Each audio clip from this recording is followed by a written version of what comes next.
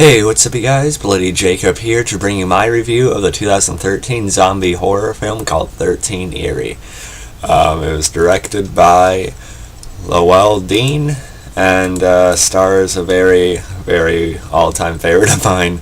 We'll talk more about that in a second because I've already reviewed this movie. I reviewed it a couple of years ago at least, I think.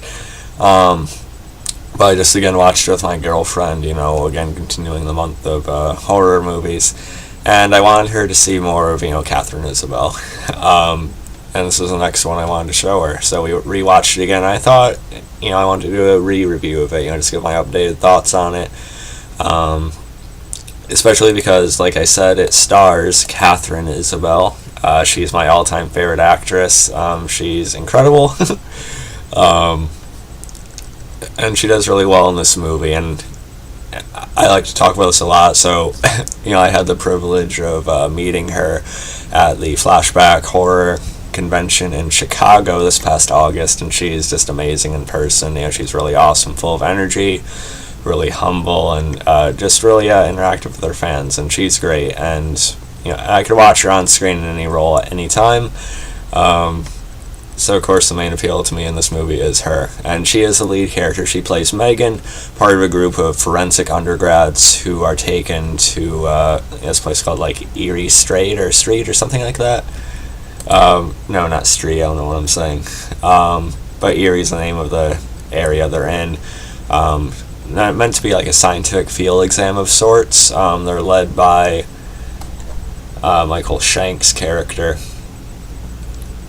Professor Tompkins, but little do they know, apparently this is like a testing ground for prisoners and stuff, and they were experimented on, so thus we have these zombies running around, and that's essentially where the plot ends. And I guess that's one of the film's weaknesses. There's not like a whole lot of story. It's pretty straightforward.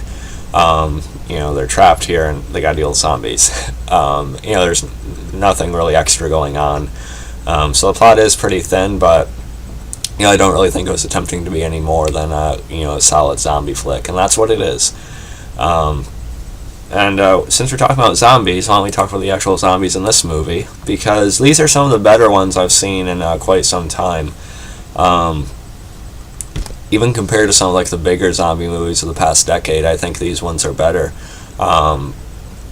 It's hard for me to come up with another movie that had more intimidating and sort of, tough and just aggressive zombies.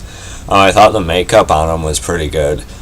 I could go back and forth on how much black's on them and everything, but as we see with the freshly turned ones, that just sort of comes as they progress, and the ones with the skin like that, they're the main ones that are likely experimented on, so they have tougher hides and everything, making them really difficult to kill. So I like that, and the gore is aplenty in this one as well. We get a handful of pretty violent death scenes, which I liked. So that should please that side of the genre fans as well. And Katharine Isabelle does get some really cool moments for herself.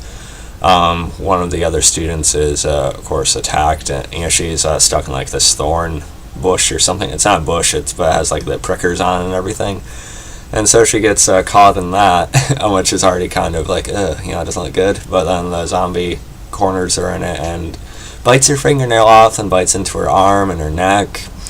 It's a slightly drawn out scene too. And of course, eventually she dies from that, and she turns when Katharine Isabelle's character Megan is trying to hold up in this abandoned house. So Katharine Isabelle ends up pinning her against a wall with I think it's a bedpost or something.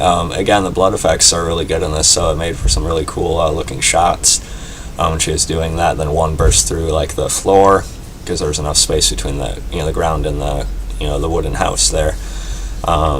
And she has to slowly try and decapitate him, just hitting him over and over around the neck. And not everything on the, on some shows and movies is going to be a clean decapitation no matter who does it. So that was kind of realistic, she had to keep slashing at him like that. So this is a fun movie. Like I said, there's not much as far as story, but we also have Brendan Fletcher in this, He's he's had roles in a lot of Katharine Isabelle movies. They work together pretty often. I find him to be likable. I almost wish he would get a lead role, because I think he could do it. He was also on Supernatural before and everything as well. So yeah, besides Katharine Isabelle and Brendan Fletcher, I thought the rest of the cast did alright enough. Michael Shanks is fine. He also like Brendan Furr as Megan, or Katharine Isabelle's boyfriend in the movie. He does alright. Let's see. Yeah, there's another actor from Ginger Snaps in this as well that I should probably mention. You have Jesse Moss. He was sort of the jock that took an interest in Ginger Snaps, so it's fun to see him in this as well. So the rest of the cast is fine, and as the movie goes on, it just gets more and more intense. It really picks up the pace, especially when the group gets back together and they're all trying to escape. It's pretty exciting. It was pretty engaging.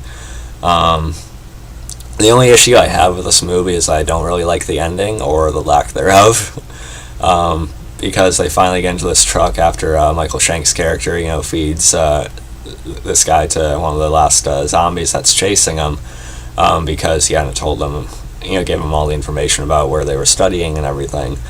But they forgot the keys, and the keys turn out to be in the zombie's mouth, and the film ends with them screaming as they see the zombie, as the keys in the mouth, and that's where it ends. So if the movie had actually kept up the momentum and had some kind of ending, it probably would have bumped it up another grade or two. But because it doesn't, it remains solid zombie flick. It's not bad. Katharine Isabelle is really good in it. There's a scene with her where she tells her boyfriend that if she has been, and that he has to kill her before she turns into one of those things. She gets to emote a little bit there. I thought she did well in that scene. But besides that, it's pretty bare bones, for the rest of it. But again, the zombies are impressive. I like the gore. Pretty much does what it was, trying to do. I think, I thought it was pretty good. If I had to rate 13 Eerie, I'd give it a solid B. Like I said, if the ending had been a little bit different, or actually sort of concluded, it would probably bump it up to B plus, maybe, and even an A minus, depending on how it went. But for now, yeah, it's solid. I do still like it. And so if you guys enjoyed this quick review, you can follow me on Facebook, Twitter, subscribe, and also behold these alternate posters to 13 Eerie as well. We have a Japanese one there, which looks pretty cool, right? Also this one, which I think looks pretty awesome, and then you have this as well. So I'm also going to be seeing Happy Death Day tonight, so I'll be doing a review of that either late tonight or sometime tomorrow. So look forward to that. Follow me on Facebook, Twitter, subscribe. And peace.